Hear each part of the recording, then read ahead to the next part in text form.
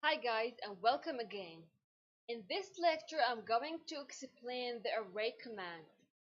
And the first thing that I'm going to explain is the rectangular array. Okay? As you can see, the array command will distribute objects copies into any combination of rows and columns. Let's for example assume that we have this circle in here and you want to create an array for this drawing or this circle in a rectangular way. So you go to this command. As you can see, they tell you to select an object that you want to make array for. Right click or enter. And as you can see, the array has been created.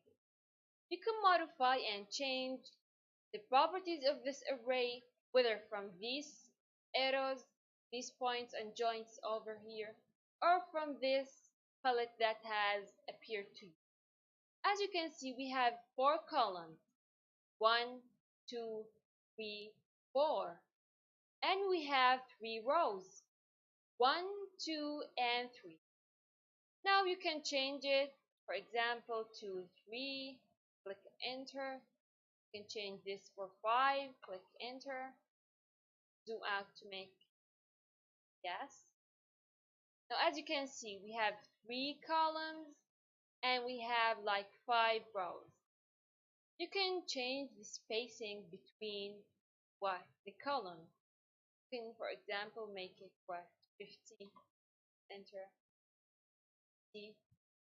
Make, for example, 100. Enter. C. Now let's change this spacing for example 80.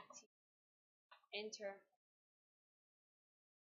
You can change the properties of the array from these here or from these arrows in.